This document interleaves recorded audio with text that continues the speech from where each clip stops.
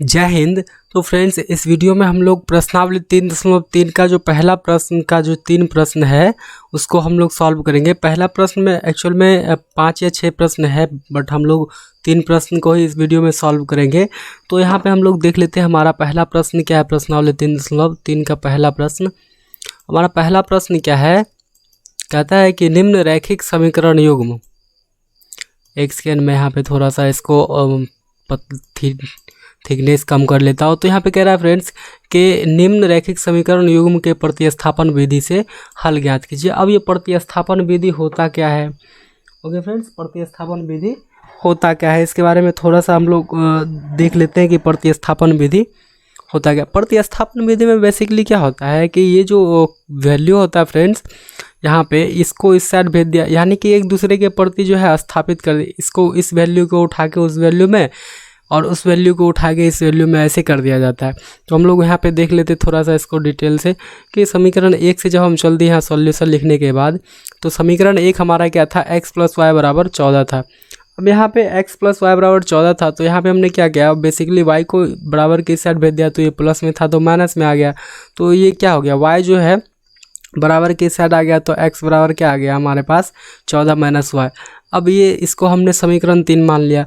अब इस x का जो मान है, x का जो मान आ गया कितना, 14 - y, इसको स्थापित कर देना कहाँ, समीकरण 2 में। कहाँ कर देना, समीकरण 2 में, यानी कि इस x के जगह पे क्या कर देना, प्रतिस्थापित कर देना, उसके प्रतिस्थापित यानी कि x के जगह पे स्थापित कर देना। तो इस ओके फ्रेंड्स, हमने क्या लिखा, पुनः समीकरण 2 में x का मान रखने पर, तो समीकरण 2 क्या था हमारा कि x - y = 4। तो x का जो मान है वो कितना है यहाँ पे, 14 - y।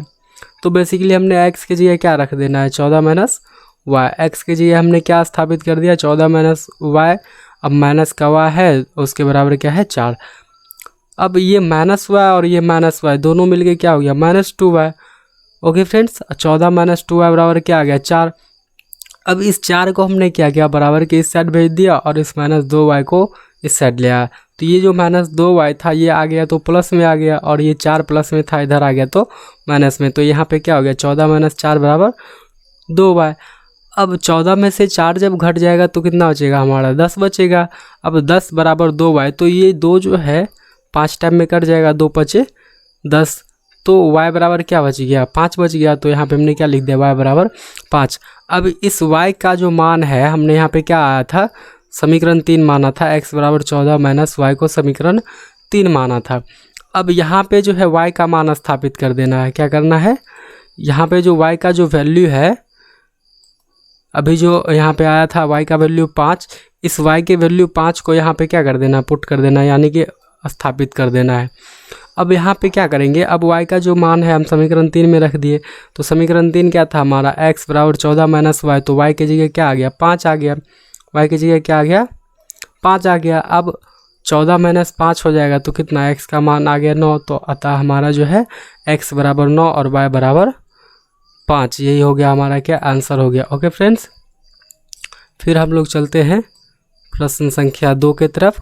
तो हमारा दूसरा प्रश्न क्या है, s - t = 3, ये हो गया समीकरण 1। और उसके बाद फिर क्या है, s - 3 + t बटा s/3 + t/2 = 6, और ये हो गया हमारा समीकरण 2। तो हमने यहाँ पे फिर क्या किया, सबसे पहले समीकरण 1 से चल दिया। प्रतिस्थापन विधि बोले तो समीकरण 1 से सबसे पहले चल देना है, और उसके बाद जो आएगा उस वैल्यू को हमने समीकरण 3 मान लेना है। ओके फ्रेंड्स, तो हमने s - t = 3 रख दिया। उसके बाद ये जो माइनस का t है ये बराबर किस साइड आ जाएगा, तो प्लस का t हो जाएगा। तो s बराबर क्या हो गया, 3 + t। इस तरह से जो है कोई एक वैल्यू, यानी कि कोई एक चर पद एक साइड रखना है, या तो आप t रख लो या तो आप s रख लो। यहाँ पे आप t को इस साइड भेज सकते थे और 3 को इधर ला सकते थे। तो s - 3 = t ऐसा भी कर सकते थे आप लोग जैसा आपको अच्छा लगे वैसा आप कर सकते हो। बस एक बार समझ लो कि बनेगा कैसे ये। तो मैंने यहाँ पे बेसिकली -t को बराबर के साइड भेज दिया, तो s बराबर क्या आ गया, 3 + t। इसको हमने मान लिया, क्या मान लिया, समीकरण 3 मान लिया। यहाँ पे आप लोग एक बार मैं दिखा देता हूँ थोड़ा सा।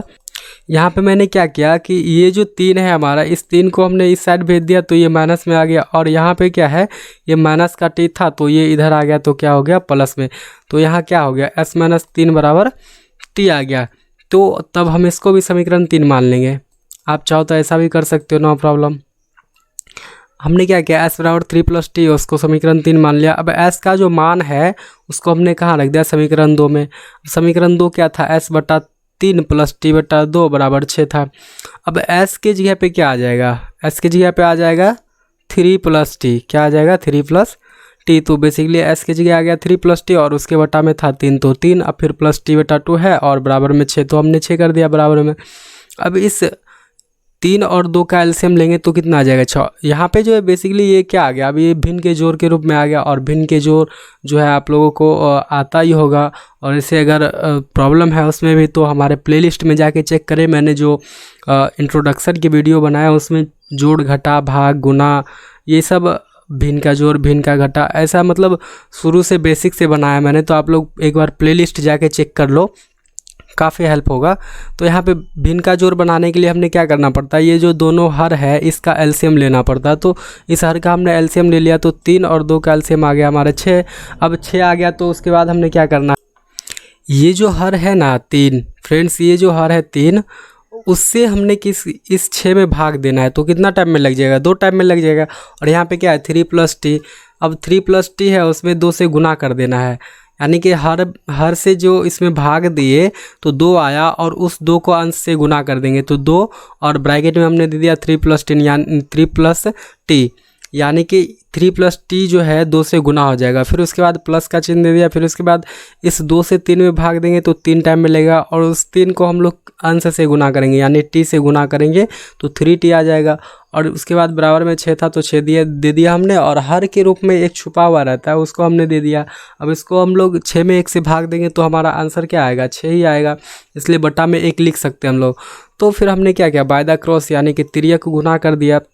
जब तिर्यक गुना किया तो ये जो ब्रैकेट टूट जाएगा तो 2 तिया कितना हो जाएगा, 6 हो जाएगा। फिर प्लस 2 को t से गुना करेंगे तो कितना हो जाएगा, 2t। फिर प्लस में 3t है और 3t को 3t तो 3t ही रहेगा, और 1 से गुना करने के बाद भी 3t ही रहेगा। बराबर में फिर ये 6 और ये 6 क्या हो जाएगा, गुना होके 36 हो जाएगा।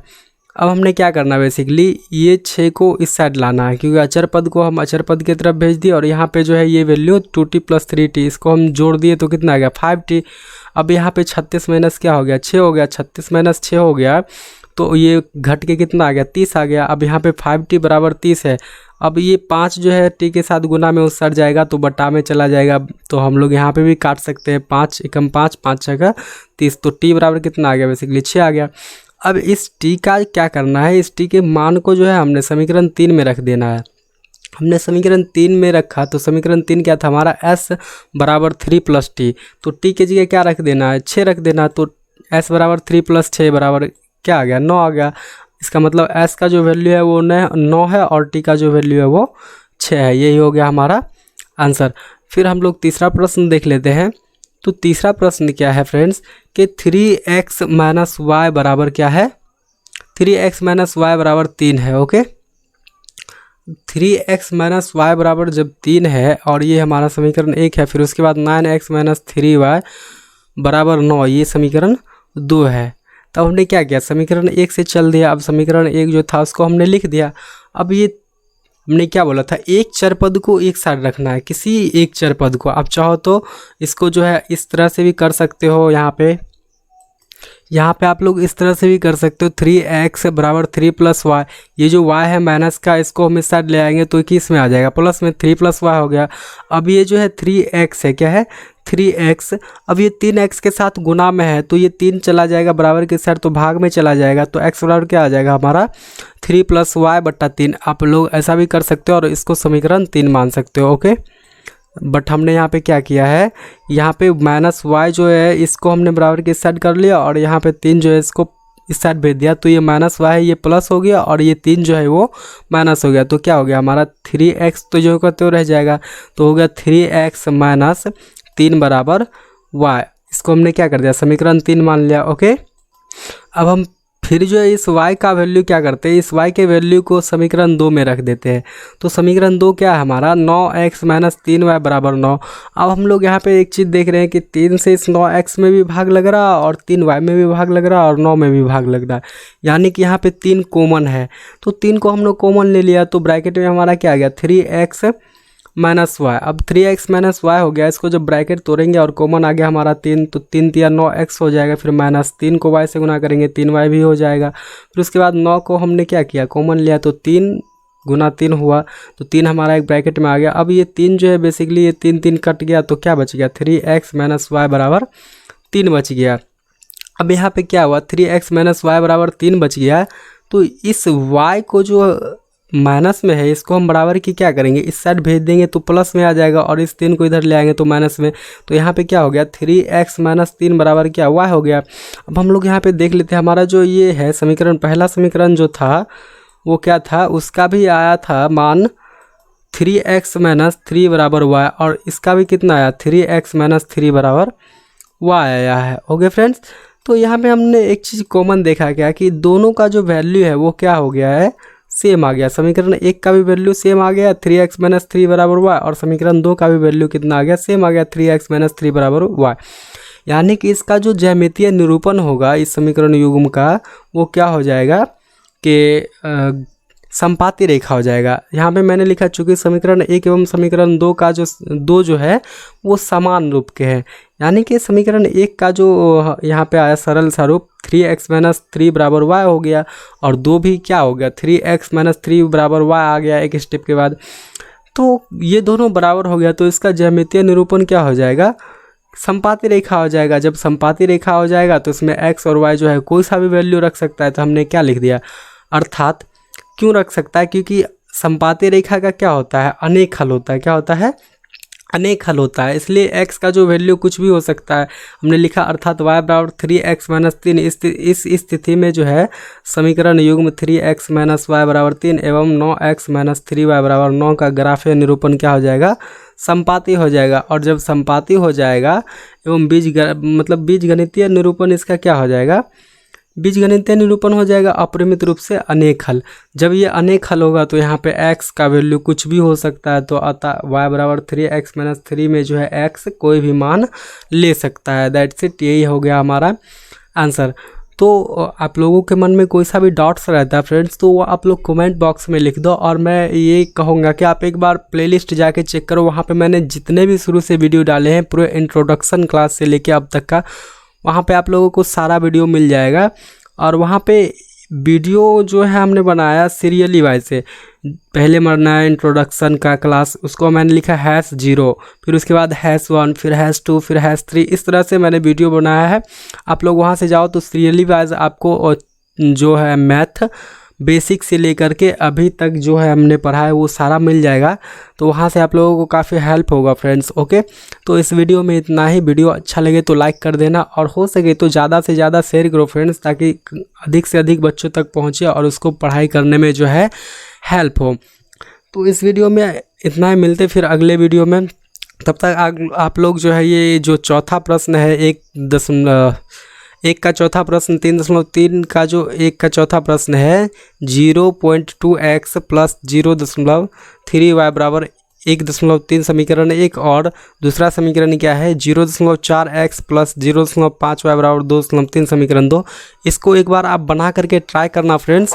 ओके, तो बनेगा तो अच्छी बात है फ्रेंड्स, नहीं तो फिर तो मैं तो कल बताने ही वाला हूँ अगले वीडियो में। ओके, तो बाय फ्रेंड्स।